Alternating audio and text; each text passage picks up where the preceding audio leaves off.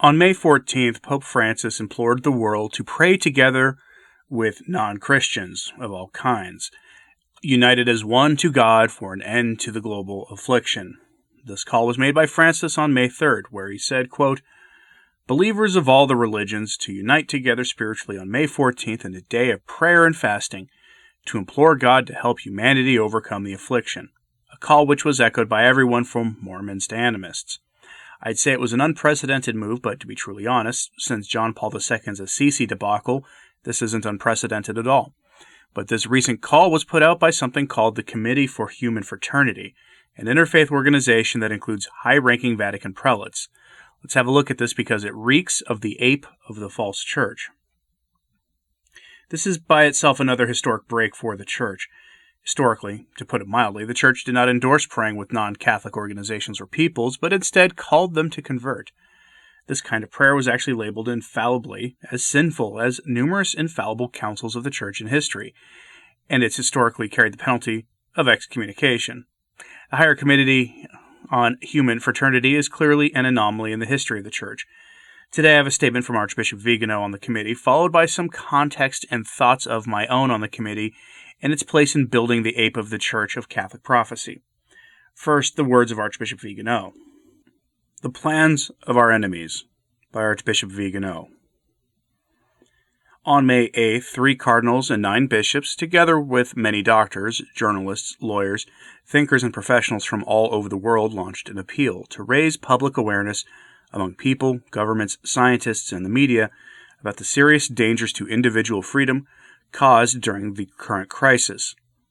These dangers have been felt more severely in some countries than others, but the attention of Catholics and people of goodwill must be drawn everywhere so that we can all understand together what is happening.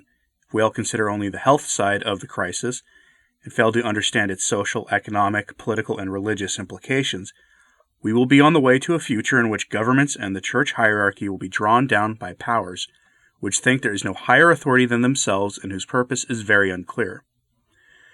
The idea of plans for a new world order under which countries and ordinary citizens saw their identity taken away by a powerful elite might have seemed absurd until a few years ago. Now these very plans are being stated and indeed pushed as good for society and for individuals. These plans, as promoted by the international groupings, must be unmasked, understood, and revealed. In ordinary times, such would be the task of the media, to make each of us aware of what is happening so that we can speak out against it as individual believers and members of a community. This is the purpose of the appeal, to break the media's silence we are seeing, especially in terms of the lack of any discussion of individual freedoms and rights. These are now being censored and controlled. We also wish to ask members of the scientific community to discuss these matters without pressure being applied by economic or ideological interests, and to remind governments of their responsibility for the good of all. The appeal has certainly raised a certain amount of discussion and debate. In Germany, many bishops have simply spoken of wild alternative theories, and have completely failed to refute any of our claims. They have thus climbed onto the bandwagon of current ideology.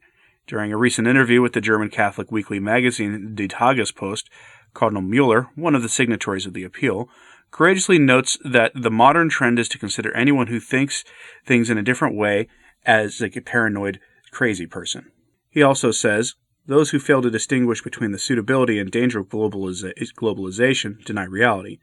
Pope Francis has spoken out against states and international bodies imposing medical Moloch worship in poor countries as a form of neocolonialism and denying them aid if they refuse to implement this.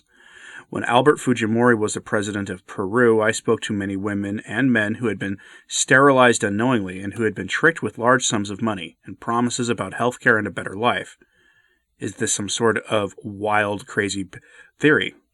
The same must be said about accusations of wild, crazy theories concerning discussions of inoculating 7 billion people, even though the inoculation has not been properly tested yet, and basic rights may be denied to anyone who refused the inoculation. Nobody can be forced to believe that a couple of billionaire benefactors have the best plans for improving things around the world simply because they have been able to accumulate such huge sums of money. We have heard the same thing from Archbishop Athanasius Schneider. It is amazing the church, politics, and media establishment have all tried to discredit, in line with mainstream trends, The anxiety expressed in the appeal with their knockout argument of a wild, crazy theory so that any further debate is immediately killed stone dead. I remember the same sort of reaction in language under the Soviet dictatorship, when dissidents and critics of the main ideology and political regime were accused of complicity with wild, crazy theories in the capitalist West. It should also be said that the appeal, leaving aside those criticisms which have been made by those who wish to whitewash the countless incongruities in the things we can see all with our own eyes, has been supported by important laymen and women and many eminent representatives of the world of science and the media. Robert Francis Kennedy Jr. has spoken in favor of the appeal. In less than 1 week, the appeal has gathered almost 40,000 signatures and is now being read in the East. It is clear that there is a deep fracture among the hierarchy, and the appeal has let us all see this.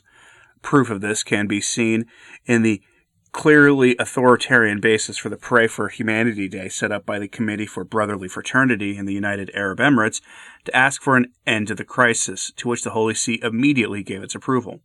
This trend, recently ratified in the Abu Dhabi Declaration, clearly draws its inspiration from the relativist ideology behind the Lodge's thought. As such, it has absolutely nothing Catholic in it, and it is extremely worrying that the Church has allowed itself to be used as outreach by the New Order of the World, which is absolutely and utterly anti-Catholic. Those are the words of Archbishop Carlo Maria Viganò. Some of this information comes from Catholic News Agency, and you can find the links to that in the sources blog, which is linked in the description of this video or podcast. They provide some good information about who comprises this committee and its connection to the Abu Dhabi Prayer House, which, if you're not familiar with what that is, I covered that back in winter of 2019 when the plans were unveiled to build a prayer center that had a Saracen worship building, a Hebrew worship building, and a Catholic church on the same grounds in one complex as an ecumenical sign of peace. It was itself born from a document signed by Francis with the leader of one sect of the Saracen religion, and it made waves, including a call from Bishop Schneider for Francis to clarify what the document means, a clarification that in practice never really came. In recent days, this has birthed something calling itself the Higher Committee for Human Fraternity, which at present has 9 members, 5 Saracens, 1 Hebrew, a religious teacher, 2 Catholics who are members of the Roman Curia, and for some reason 1 United Nations official who has no stated religion in her biography. Bishop Paul Hinder, the titular Archbishop of Southern Arabia, said that as he understands it, after the establishment of the committee, it was thought mainly as a body related to the initiative of the Prayer House in Abu Dhabi. The purpose of that is to promote ecumenical dialogue for peace. Again, notice there's no call to conversion, and given that the buildings are built on one single foundation, it symbolically makes it look like they're basically branches of one religion. Personally, I'd keep away from the place if I were you. But it gets better. There had been organizations partnering with the Higher Committee and the Vatican for this Global Day of Prayer. Partners supporting the committee's Pray for Humanity campaign include the Vatican, the Saracen Council of Elders, the UAE Ministry of Tolerance, World Council of Churches, and the UN Alliance of Civilizations, according to their website. Now, the Church has rarely, if ever, worked with the World Council of Churches, which has worked to unite Christianity under a single banner, and the Catholic Church objects to this project for rather obvious reasons. And if we were to unite with the World Council of Churches, that would, of course, fly in the face of the history of the Church. But let's zero in on the UN Alliance of Civilizations here, because that group has a rather serious crystal waver vibe to it that should set off alarm bells for any and all believers. According to the website for the Alliance of Civilizations, this group was founded to address conflicts between cultures that threaten global peace. It's a laudable goal to be sure, but there's some underlying problems here that should be observed. From their website, quote, "The United Nations Alliance for Civilizations was established in 2005 as the political initiative of Mr. Kofi Annan, former UN Secretary General, and co-sponsored by the governments of Spain and Turkey. A high-level group of experts was formed by Mr. Annan to explore the roots of polarization between societies and cultures today, and to recommend a practical program of action to address this issue. The report of the high-level group provided analysis and put forward practical recommendations that form the basis for the implementation plan of the UN Alliance of Civilizations." End quote. The UN includes among these practical recommendations, quote, 4 priority areas for action: education, youth, the free movement of human beings, and the media. The UN Alliance of Civilizations project activities fashioned around these 4 areas, which can play a critical role in helping to reduce a cross-cultural tension and to build bridges between communities.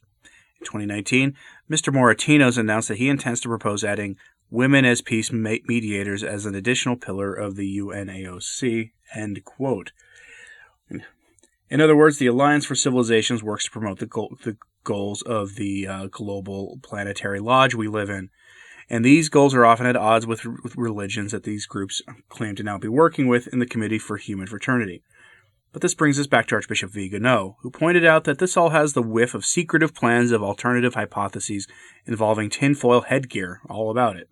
Why? Because everyone's favorite philanthropist, George S., has appeared on the scene and said that this is the great opportunity to push for real change in the world, and he called it a revolutionary moment. I don't know about you, but suddenly I feel reassured. Taking just a couple quotes from LifeSite, you'll see what I mean. Quote, "Even before the crisis hit, I realized that we were in a revolutionary moment where what would be impossible or even inconceivable in normal times had become not only possible, but probable, absolutely necessary," he said during an interview on May 11th. George also said that Europe is facing several existential dangers. He was particularly concerned about the survival of the EU because it's an incomplete union. While, according to the Hungarian-born billionaire, the European Union was in the process of being created, that process was never completed. Thus, George said the EU was exceptionally vulnerable, more vulnerable than the US, not just because it is an incomplete union, but also because it is based on the rule of law, end quote. If being based on the rule of law is a bad thing to this man, then you know we've got a serious problem ahead of us. But it gets better. The Grand Lodge of Italy has praised this move from the Vatican and its allies in establishing this higher committee. This isn't surprising. Ecumenism has historically been seen by the Church as the work of the Lodge and not Catholic in the slightest, at least ecumenism as we are using it here today. The Italian Lodge is even calling for the document to give birth to formal magisterial teaching that cements ecumenism of this kind as part of Catholic doctrine. The leaders of the Italian Lodge specifically cite Catholic social teaching as the blueprint to move forward with this. Again, this is very reassuring, and I, for one, am not worried in the slightest about the influence and endorsement of the Lodge in this, and I'm sure you share my feelings on this as well. This ecumenism is really the key to understanding what's going on with this and why the UN would want to be involved. The UN Alliance of Civilizations works to create what they call one humanity, which transcends pretty much petty human differences that cause incredible conflict. They promote the strange idea that the worst wars in human history were caused by religion, which isn't exactly true unless they're, admitting that the ideology of the Soviet Union is itself a religion. The UN Alliance of Civilizations website says this of their goals, quote, "Together as one humanity in a time of crisis, UNAOC brings stories of solidarity and compassion amid the current crisis from its global community of alumni and program participants. As we grapple with this new reality, we are reminded that we can only overcome this together as #OneHumanity," end quote. One humanity is an interesting concept. Our Lord gave us several indications that the world would still be divided when he returned, even if it was bound together in a false unity under the auspices of the man of sin. The nations exist and are really nothing to be ashamed of, nor are they anything to work to unify, most especially not under some false religion that pushes for unity based on some fake notion of shared values and crystal-waving ideas that all religions are fundamentally true at their core. Recently, I've begun on this channel to cover the dangers of that movement, and it links to the UN and major NGOs that are pushing for a cure for this current crisis.